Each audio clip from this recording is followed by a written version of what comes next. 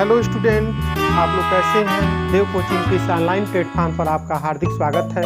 मुझे उम्मीद है कि आप लोगों की पढ़ाई बहुत अच्छे से चल रही होगी। इस समय लू का मौसम चल रहा है, जिसमें आप लोगों को बहुत अच्छे तरीके से अपने आप को बचाना है।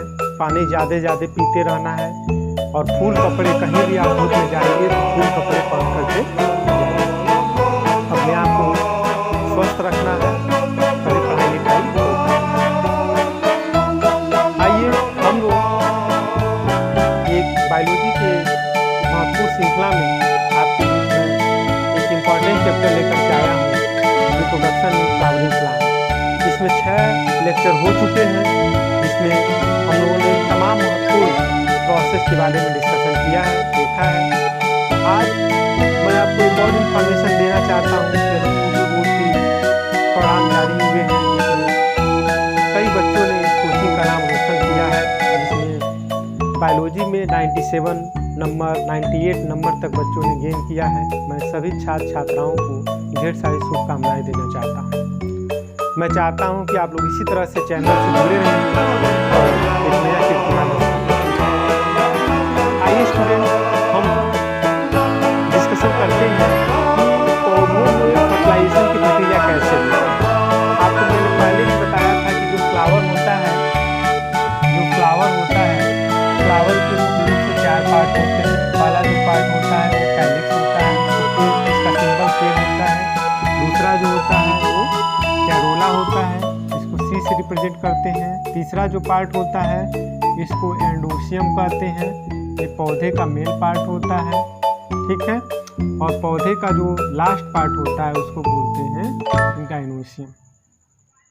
गाइनोसियम, ठीक है। सॉरी, यह मेल ऐसे होता है, फीमेल का सिंबल ऐसे होता है। पौधे का ये मेल पार्ट होता है और ये पौधे का ये फीमेल पार्ट होता है।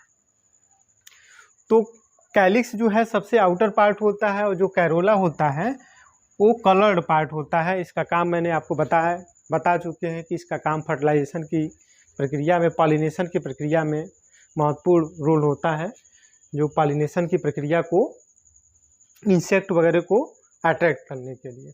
जो एंडोसियम होता है पौधे का मेल पार्ट होता है और जो गाइनोसियम होता है पौधे का फीमेल पार्ट होता है।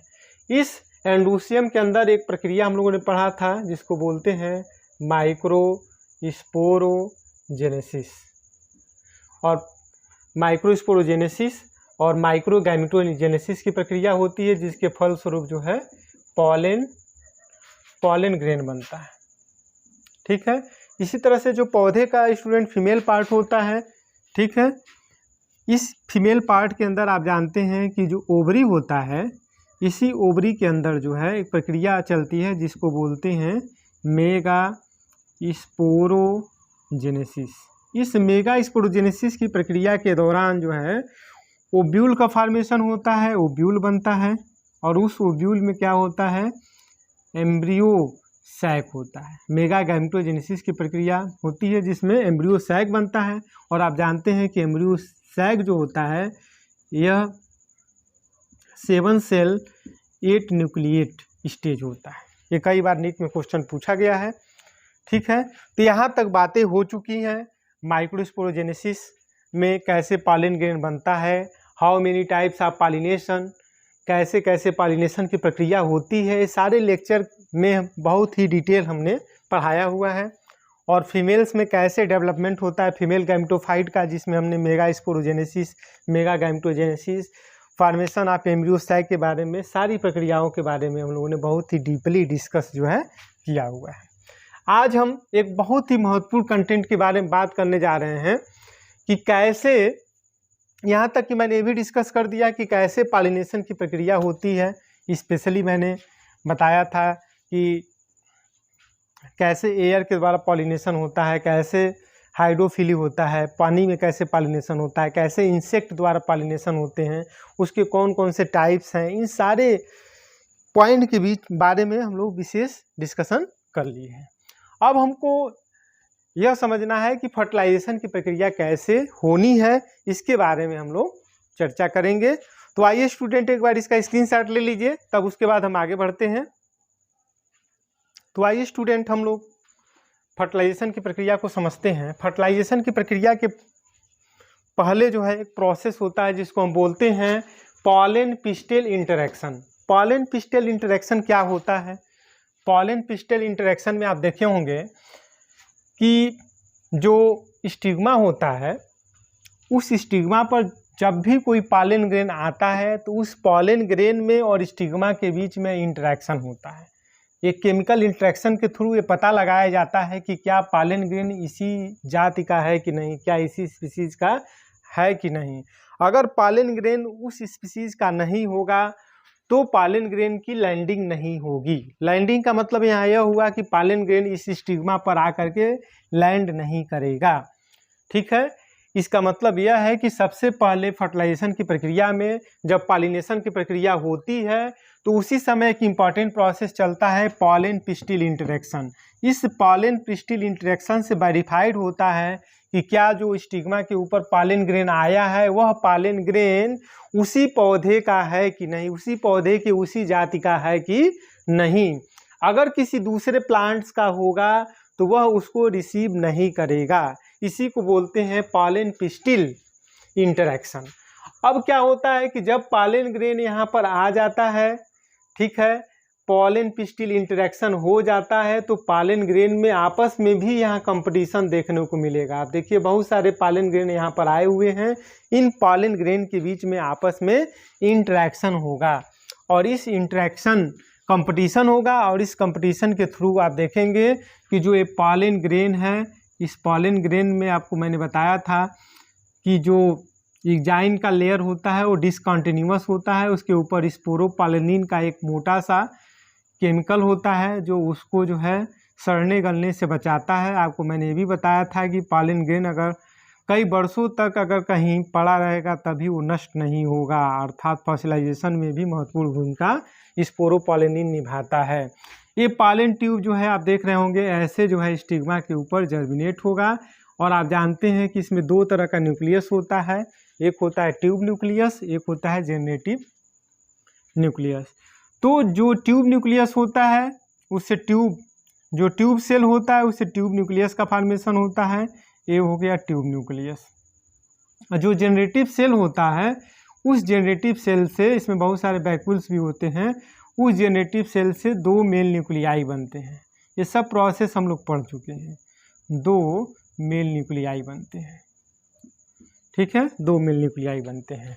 तो बहुत सारे जब पॉलन ग्रेन यहाँ पर आ जाएंगे तो ऐसे जर्मिनेट होकर के बहुत सारे जर्मिनेट होने का प्रयास करेंगे, लेकिन इनके बीच में कंपटीशन होगा। जो ज़्यादा एक्टिव होगा, कम्पिटिटिव जो ज़्यादा एक्टिव होगा वो जो है पॉलन ट्यूब यहाँ ऐसे जर्मिनेट होकर के स्टाइल के थ्रू, जो इंटर स्पीसीज होता है स्टाइल के थ्रू जो है यहाँ होते हुए ऐसे पॉलन ट्यूब जो है आकर के यहाँ माइक्रोपाइलर रीजन से एंट्री करने का प्रयास करता है। ठीक है, तो ये तो हो गया कि पॉलन ट्यूब जब पॉलन ग्रेन यहाँ जर्मिनेट करता है तो पॉलन ट्यूब में आप ध्यान रखेंगे कि एक ट्यूब न्यूक्लियस होता है और एक ट्यूब न्यूक्लियस के साथ जो है दो मेल न्यूक्लियाई होते हैं। अब क्या होता है, एम्ब्रियो सैक आप देख रहे हैं कि ये जो संरचना एम्ब्रियो सैक है, इस एम्ब्रियो सैक में आप देख रहे हैं इसको बोलते हैं एग, इसको बोलते हैं सिनर्जिड्स, दिस इज सिनर्जिड्स। ठीक है, और यहीं पर आप देखेंगे तो आपको फीलीफॉर्म सेल मिलेगा, फीलीफॉर्म जिसको अपरेटस भी कह सकते हैं, फीलीफॉर्म अपरेटस मिलेगा। ठीक है, और इस पूरी संरचना को एग और सिनर्जिड्स, इस पूरी संरचना को हम कहते हैं एग अपरेटस, इसको एग अपरेटस कहते हैं। ऊपर जो होता है उसको बोलते हैं एंटीपोडल सेल, ये होता है एंटीपोडल सेल होता है। ठीक है, और बीच में जो होता है आप देखेंगे इसको बोलते हैं पोलर न्यूक्लियाई बोलते हैं। ठीक है, तो ये पूरी जो संरचना आप देख रहे हैं इस पूरी संरचना को हम बोलते हैं एम्ब्रियो सैक। ठीक है, जो ओव्यूल होता है इस ओव्यूल में एम्ब्रियो सैक में कौन कौन से स्ट्रक्चर पाए जाते हैं फर्टिलाइजेशन के पहले समझना हमें जरूरी है। आपने देख लिया कि पॉलन ट्यूब जब जर्मिनेट होता है तो उसमें दो मेल न्यूक्लियाई होते हैं, एक ट्यूब न्यूक्लियस होता है। इसी तरह से एम्ब्रियो सैक में आप देखेंगे तो आप देखेंगे कि एम्ब्रियो सैक में आप 8 सेल दिखेगा, 7 सेल दिखेगा और 8 न्यूक्लियस दिखेगा, 8 न्यूक्लियाई दिखेगा। ये आप यहाँ देख सकते हैं 1 2 3 4 5 6 और ये दोनों मिलकर के एक सेल बनाते हैं। तो 7 सेल हो गया। न्यूक्लियाई गिन लीजिए 1 2 3 4 5 6 7 8। ठीक है, तो इस तरह से जो है 8 न्यूक्लियाई 7 सेल होता है। अब आइए फर्टिलाइजेशन की प्रक्रिया कैसे होती है, इसमें हम केवल एम्ब्रियो सैक का हम फिगर ले करके हम आपको समझाने का प्रयास करते हैं। इसका आइए एक बार स्क्रीनशॉट ले लीजिए, तब हम आगे बढ़ते हैं। तो आइए स्टूडेंट, हम आपके सामने देखिए हमने एक संरचना बनाया है। ये एम्ब्रियो सैक है,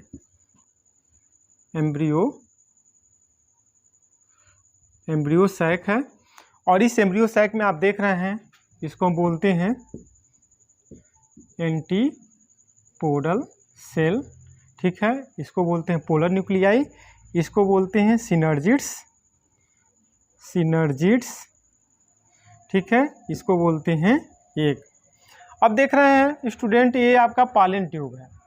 ये पॉलन ट्यूब जो है ऐसे जर्मिनेट होता है और इसमें 3 न्यूक्लियाई आपको देखने को मिलता है। एक ट्यूब न्यूक्लियस होता है और 2 मेल न्यूक्लियाई होता है। इसमें जो ट्यूब न्यूक्लियस होता है, इसका काम यह होता है कि जो मेल न्यूक्लियाई होते हैं इनको जो है रास्ता दिखाना होता है। जैसे ही माइक्रोपाइलर रीजन तक आ जाते हैं, ट्यूब न्यूक्लियस डिसअपीयर्ड हो जाता है। उसके बाद आप देख रहे होंगे एक विशेष संरचना, अंगुली लाइक फिंगर नुमा एक संरचना पाया जाता है, जिसको बोलते हैं फिलीफॉर्म एपरेटस।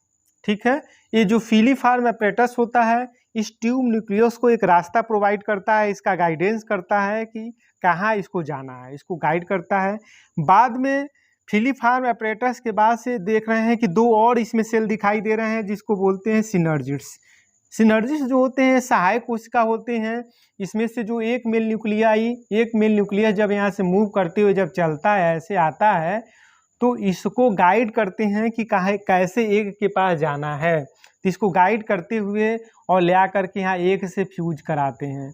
ठीक है, अब आपने देखा कि जैसे ही एक मेल न्यूक्लियाई जो है यहाँ से होते हुए यहाँ आकर के जैसे एग से फ्यूज होता है, इसी प्रक्रिया को हम बोलते हैं ट्रू